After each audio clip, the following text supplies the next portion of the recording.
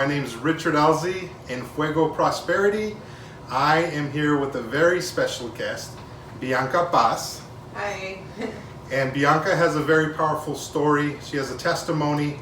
I thought that it was something very important that she needs to get out to everybody, especially if you're someone dealing with PTSD, any types of aches and pain, anxiety. We have a powerful story that we're going to share, and very important that she able to get that out to everyone so everyone can take advantage and kind of see it from her perspective and see some things out there that she's doing to help herself out. And we definitely want to help all those out there dealing with the same things. So Bianca, 13 years in the military, staff sergeant, retired medically, and I want to present her to you so she can kind of give us the story of her military experience and how did that go? Well, like what you said, I'm Bianca, and I was in the Army for 13 and a half years, and I did 3 tours to Iraq. Just joining the Army alone was a change in environment, a change of scenery.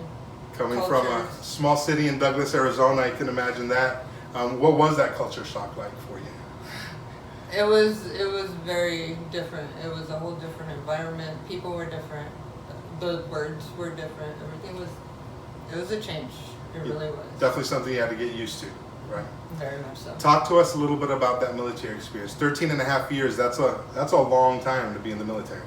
Well, I started as an admin clerk. My first 4 years in the Army was admin, and then I decided to change because I was assigned to MP, so I decided to become a military police. She wanted to be more of a badass. Kind of. But I liked it. I loved it, actually. And then that's when the first tour I did as a pack clerk, so I didn't get much action. It was kind of boring. But we did see on our way up, like there's stuff, there's stuff that you deal with being in the military. Anybody who's been in the military can tell you. Right. But although I didn't go out of the wire much, the first deployment, like the second and third deployments, it was a lot more intense, a lot more action. The bombs were getting bigger. So these are deployments to Iraq, right? Like she's talking about, I'm like, oh yeah, I just had 3 deployments, but these are to Iraq, to where the danger zone was, and yes. You did it 3 times. Yes. What made you stay in the military for so long? I loved it. Was that your goal the whole time, or what was that? No, honestly, I joined the Army to get out of Douglas and to actually do something different, because everybody who stays here, as we all know, they stay here, or they stay in Arizona and don't go anywhere else. I wanted to be different. I wanted to go see places, do things. I only wanted to do 4 years, but then I really, really liked it. And I was hoping to do the 20, but then I was forced to retire. So you actually wanted to go for the full 20. That's crazy to put yourself in danger for that long. But obviously, the military, they do that for our great country, and we're indebted to them so much. And that's why I wanted to have this story today, because they give so much, and yet when it's all said and done and they go back home, there's real issues that they have to deal with. So talk to me a little bit about the major issues that you had that led up to you having to be medically retired from the military. There was several issues, of course. Being on deployments and being in the Army is kind of hard. Being married, kind of dealing with family. Right. So I struggled with family issues, and then I started lashing out. Like I just stopped caring about stuff. My PTSD took over, and I just literally stopped. Like I said, whatever, I don't care anymore. So the PTSD, you were feeling that while you were in the Army? Yes. Right, because I've always wondered, how much of that do you feel when you're in the Army? How much of that comes to light after the Army? You were already feeling, and that kind of led to you having to be medically retired. Yes, well, I joined in 99. Okay. I didn't start getting the symptoms until about 2007, 2008. Oh wow, okay, so 8-9 like, years into it. Serious issues, yes. As far as getting diagnosed, going to seek medical attention, of course, yes, that's when I started, because I saw that I was on a downward spiral. And a lot of us in the military will tell you that at one point in our career, we faced something similar or hardship to where our leadership and everything else was questioned. What do you think triggered the PTSD? Was it just instances that you've gone in the military? Is it just accumulation of everything? What do you think? I think it was a combination of everything. Just being deployed, being away from your family, having to deal with missing burials of a loved one. I did while I was deployed, my last deployment. Right. And stuff like that, having to miss birthdays, graduations, weddings, anniversaries, funerals, like it's sad. And it teaches us, we become a hard shell. Right. A hollow shell, kind of. Wow. We have to mask our feelings and everything else while we're there because, of course, mission first. Right. And then so that then eventually led to you having to be medically retired. As far as your military experience was, I mean, I know there's a lot we don't see, right? There's a lot you see. Any things in particular that stand out? As far as being retired? No, Like, events that you went through in the military that kind of triggered the PTSD, do you think?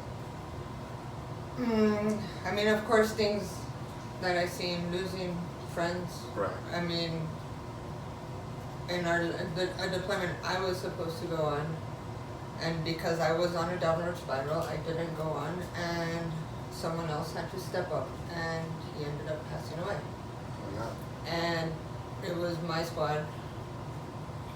Probably should have been me, so I had to deal with survivor's guilt, and that's what a lot of us deal with when we do lose our own comrades.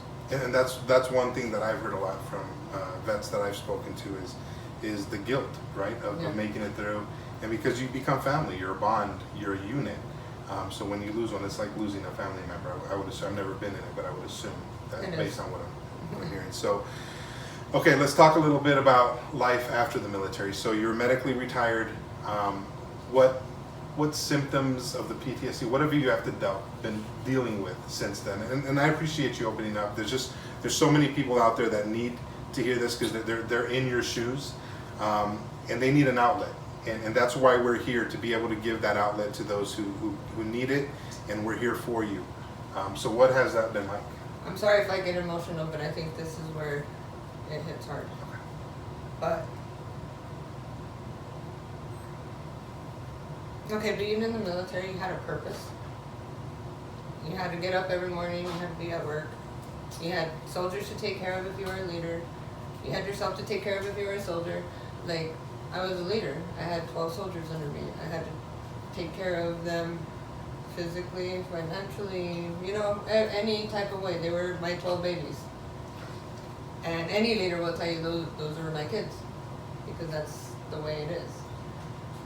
But I think the hardest part is when I got out, I didn't have a purpose. I feel like I don't have a purpose a lot of times. Still to this day, you somewhat feel that way, do you think? So yeah, till this day. Yeah, how long has it been since you retired? I got out in 2013, so it's been about 6 years now. Wow, okay.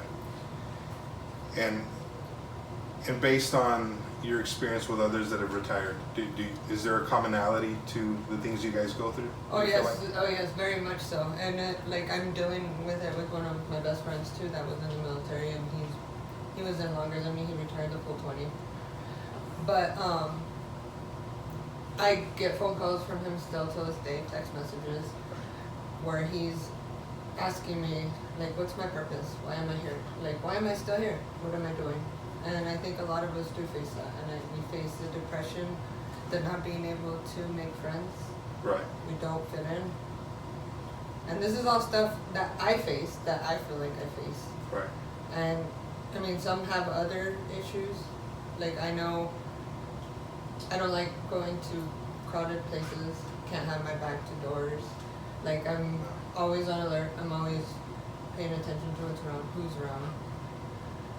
And it's a constant battle that I have to fight every day. Right. And I have to do it, of course, because I have my kids. So I have to get up every day and choose to do it. Right. So here's someone who devoted 13 years of her life, 3 tours of duty, saw things unimaginably that I know I couldn't even fathom. And then on top of that, you have this purpose, you have this duty. It's one of the biggest callings you can have in our country. And then when it's all said and done, there's a void, is what I'm hearing. Very much. And it comes up in many different forms and fashion, but it all has to do with the experience, what you've gone through, and then life after the military. So you've had a rough life since then, it sounds like. Yes. And but what we're here for is hope. And there's some things that we've been introduced to recently, And that's the purpose of the video, is to share this in hopes that if someone else has gone through what Bianca has gone through, that we can reach out to you in a way that there's a path forward of hope. So let's talk about most recently. So we got together probably a few weeks ago for the first time. When I walked in to meet with you, you were complaining about back pain, that you had just gone to the ER. Your son told me about having to pick you up from the ground. One of, I guess, the byproducts of what you've gone through. And then just in speaking with you, that the PTSD is something that's shown up quite a bit, right? And in your own experience, what is it that we went through? What were you introduced to? And where are we today? Well, this is where I might get really emotional, because Richie came at a perfect time. And I did. About 2-3 weeks before you showed up, I had to go to the ER. I was working out. I guess I twisted the wrong way. I've been having back issues. I mean, it's part of my disability as well. I'm just having a really hard time with my lower back. I have this degenerative disc disease, and I have mild scoliosis now. I didn't have it before, but I mean, it's all this equipment and everything we have to carry and wear, and it took a toll. I mean, being in the military takes a toll on you, not just physically, mentally, emotionally. What's gone on in your life, and what's the purpose of us coming on this video? Well, Richie came to me about a month ago, maybe 3 weeks ago, and he introduced me to this new product. It's a CBD fluid, not oil. Very important. And it is awesome. He gave me 2 drops, and I was complaining, just bitching about my pain. And he was like, I got something for you, just try it and let me talk to you. So he did, and I thank him. I thank you, because it was amazing. I've been on medications for pain, I've been on medications for my anxiety, my depression, everything else that I've had to deal with. And nothing has matched up to the CBD. So what we're talking about is a CBD fluid. A lot of you may have heard of CBD. It's the craze that's out there. But everything that's on the market's an oil-based CBD. We actually have access to a patent there where you actually extract it in a fluid, not an oil. And the importance to that is our bodies are at least 70-80% water anyways. And we know oil and water doesn't mix. So up until now, the oil had been the only delivery method for the CBD, but as I mentioned, we have a patent on the only water-soluble, it's a fluid, not an oil, which means our body intakes it and absorbs it a lot quicker. So talk to us about what happened with you. Okay, so after I took the 2 drops from Richie of the Soothe. 2 drops. Just 2, yeah. And at first I was skeptical, and then of course I was like, 2 drops, like really? It tastes really good too, by the way. It does. It really, really is delicious. So about 10 minutes later is when I was like, whoa. I was like, hold on. I was like, am I supposed to feel this relaxed? Like, right. I was shocked. And as the time went on, I was like, Richie, look. I turned on the chair and was able to pop my back. Like by myself, like twisting this way and this way. It popped twice, one each way, and I hadn't done that in a really, really long time. Mind you, she had just been in the emergency room because of her back, and now we're at a point where she's actually cracking her back. So that was the introduction to it, right? Uh-huh. And then you've tried it for a few weeks after that. Yes. Explain how it's helped with the PTSD. I have noticed a tremendous difference, not just in my anxiety, my depression, like the lack of wanting to do stuff has kind of pulled away. And now I feel like I have not a purpose, because I'm still seeking my purpose and stuff, but I feel like I can focus more.